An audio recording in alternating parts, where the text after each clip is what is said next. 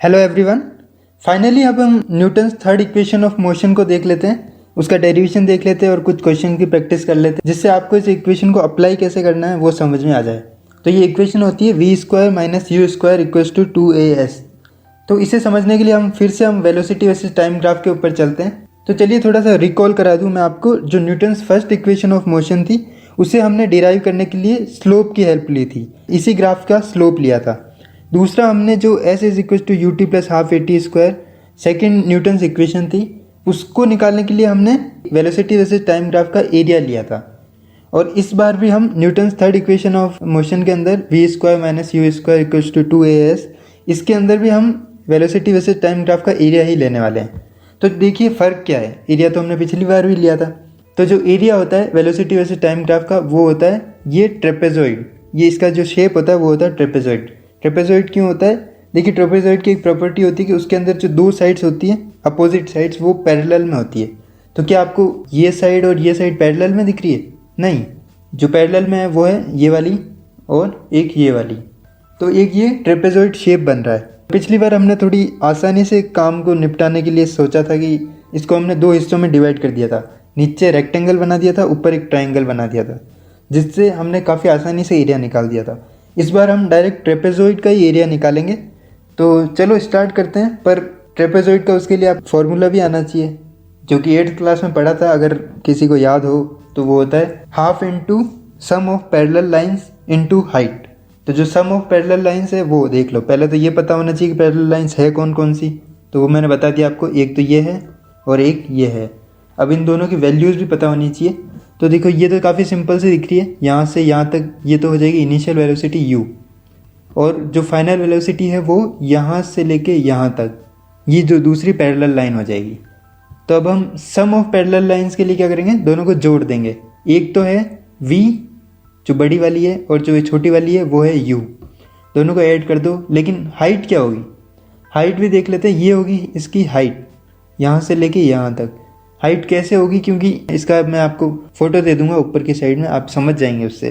तो ये जो हाइट हो जाएगी वो उसकी हो जाएगी t। अब हम इसको वैल्यूज़ को फॉर्मूले के अंदर पुट कर देते हैं। वैल्यूज़ हो जाएगी half into sum of parallel lines, पहली लाइन v प्लस u और इंटू हाइट हो जाएगी t। अब इसको मैं डिराइव करने से पहले इस 2 को मैं लेफ्ट हैंड साइड में ले जाता हूँ ताकि ये सिंपल डेरिवेशन लगे। तो 2 को ले जाने के बाद ये हो जाएगा 2s equals to v plus u into t. अब देखिए इंपॉर्टेंट पॉइंट क्या है, मुझे निकालना क्या है ऊपर, v square minus u square equals to 2as। तो मुझे कुछ भी करके एक्सेलरेशन लाना है, ए की वैल्यू लानी है। और एक्सेलरेशन का मेरे पास एक ही फॉर्मूला होता है, acceleration is equals to v minus u divide by t. तो देखिए इस इक्वेशन के अंदर v प्लस यू है मेरे पास और t है। मैं v प्लस यू को a से रिप्लेस नहीं कर सकता क्योंकि यहाँ पे जो फॉर्मूला है उसके अंदर v माइनस यू है। तो मैं कैसे भी सॉल्व करके v प्लस यू को a से रिप्लेस नहीं कर सकता, पर मैं t को a से रिप्लेस कर सकता हूँ। देखिए कैसे t को अगर मैं इस फॉर्मूले के अंदर अगर मैं t को a से मल्टीप्लाई कर दूँ, क्योंकि ये डिवाइड में इधर जाके t से मल्टीप्लाई हो जाएगा, तो ये हो जाएगा at is equal to v minus u. और अब जो a मल्टीप्लाई में है t से उसको यहाँ पे ले जाता हूँ, तो जो ये इक्वेशन बन जाएगी ये होगी t is equal to v minus u divide by a. देखो इंटरचेंज करना आना चाहिए अच्छे से आपको, t को इधर ले गए और a को नीचे ले आए, तो जो ये हो जाएगा t की वैल्यू हो जाएगी v minus u divide by a. अगर इस वैल्यू को मैं यहाँ पे अपनी मेन इक्वेशन के अंदर पुट कर दूँ तो इस इक्वेशन के अंदर a आ जाएगा, वही हमें चाहिए। तो चलो इसको पुट कर देते हैं। ये हो जाएगा 2s equals to v plus u और मल्टीप्लाई में v minus u divide by a. अब मैं फिर से जो a है उसको भी इस डेरिवेशन को सिंपल करने के लिए a को मैं जो पूरे से डिवाइड हो रहा है इसको मैं इधर ले जाता हूँ लेफ्ट हैंड साइड में। तो ये हो जाएगा 2as equals to v plus u into v minus u. आपने 8th क्लास के अंदर ये इक्वेशन पढ़ी होगी, a plus b into a minus b is equals to a square minus b square. तो इसी तरीके से इसको हम ऐसे भी लिख सकते हैं v plus u into v minus u equals to v square minus u square.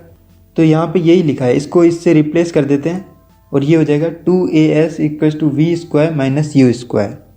तो देखिए ये इक्वेशन थोड़ी आपको ये डेरिवेशन में भी हार्ड लगी हो, इसके अंदर 2 स्टेप्स है जहाँ पे आपको थोड़ा सा क्लिक करना चाहिए दिमाग के अंदर। पहला तो है जो t को रिप्लेस करना है इस इक्वेशन से, और दूसरा है ये a plus b into a minus b वाला फॉर्मूला। तो इसे आप ध्यान रखेंगे। आई होप आपको ये समझ में आया होगा। और क्वेश्चन करने के लिए तो आपको इक्वेशन याद होनी चाहिए, डेरिवेशन नहीं। तो चलिए हम कुछ क्वेश्चन की प्रैक्टिस कर लेते हैं। क्वेश्चन ये है कि एक ट्रक है, वो इनिशियल वेलोसिटी इस पॉइंट के ऊपर है 5 मीटर पर सेकेंड और अगले पॉइंट के ऊपर इसकी वेलोसिटी और फाइनल वेलोसिटी हो जाएगी 3 मीटर पर सेकेंड।